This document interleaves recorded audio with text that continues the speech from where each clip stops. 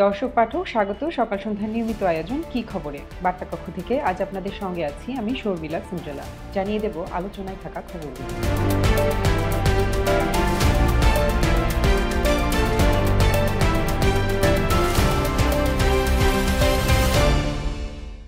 সরকারি চাকরিতে কোটা পুনর্বহালের রায় স্থগিত চেয়ে এবার আদালতে আবেদন হয়েছে আন্দোলনকারী শিক্ষার্থীদের পক্ষ থেকে। দুই শিক্ষার্থী আজ আপিল বিভাগে এই আবেদন করেন। আগামীকাল এই আবেদনের শুনানি হবে। প্রথম ও দ্বিতীয় শ্রেণীর চাকরিতে মুক্তিযোদ্ধা কোটা হাইকোর্ট পুনর্বহালের পর রাষ্ট্রপক্ষ এর আগেই আপিল বিভাগে আবেদন করেছিল। আপিল বিভাগ রায় স্থগিত না করে রাষ্ট্রপক্ষকে নিয়মিত আপিল করতে বলেছে। অ্যাটর্নি জেনারেল বলেছেন, হাইকোর্টের পূর্ণাঙ্গ রায় পেলেই তারা আপিল করবেন। বন্যার কারণে স্থগিত হওয়া সিলেট বোর্ডের এইচএসসি পরীক্ষা আজ থেকে শুরু হয়েছে। এই পরীক্ষা শুরু হওয়ার কথা ছিল গত 30 জুন। তবে বন্যার কারণে সিলেট বিভাগের 4 জেলায় এইচএসসি ও সমমানের পরীক্ষা 8 জুলাই পর্যন্ত স্থগিত করা হয়। পিএসসির প্রশ্ন ফাঁস করে কোটি কোটি টাকা সম্পদ গড়ার অভিযোগে গ্রেপ্তার গাড়ি চালক আবেদ আলী জীবনের ব্যাংক হিসাবে তথ্যতালা শুরু হয়েছে। বাংলাদেশ ফাইন্যান্সিয়াল ইন্টেলিজেন্স ইউনিট আবেদের নামে থাকা ব্যাংক হিসাবগুলোর তথ্য চেয়ে সব ব্যাংকে চিঠি পাঠিয়েছে। চট্টগ্রাম বন্দরে 15 বছর ধরে পড়েছিল আমদানি করা 121টি দামি গাড়ি। বিভিন্ন আইনি জটিলতায় এসব গাড়ি নিলামে তোলা যায়নি। বছরের পর বছর পড়ে থেকে এসব গাড়ির অনেক যন্ত্রাংশ নষ্টও হয়ে যায়।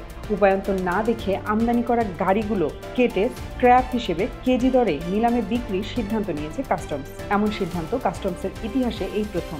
দিল্লির ইন্দ্রপ্রস্থ অ্যাপোলো হাসপাতালের এক জ্যেষ্ঠ কনসালটেন্ট ও কিডনি প্রতিস্থাপন সার্জনকে গ্রেপ্তার করেছে দিল্লি পুলিশ।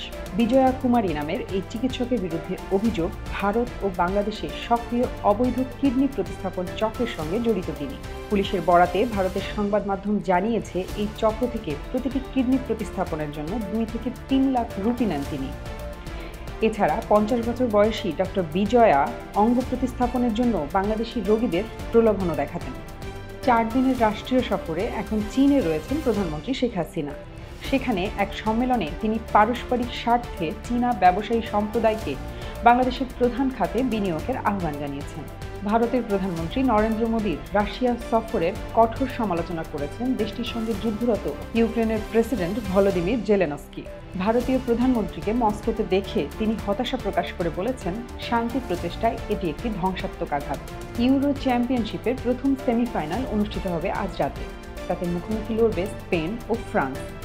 অন্যদিকে কোপা আমেরিকার সেমিফাইনালে মুখোমুখি লড়বে কানাডা ও আর্জেন্টিনা। ম্যাচটি হবে আগামীকাল সকালে। এছাড়া বাইডেনের বিকল্প হতে পারে কারা, এমন একটি খবর প্রকাশ করেছি আমরা। রয়েছে বিনোদন ও খেলার জগতের আরও অনেক খবর।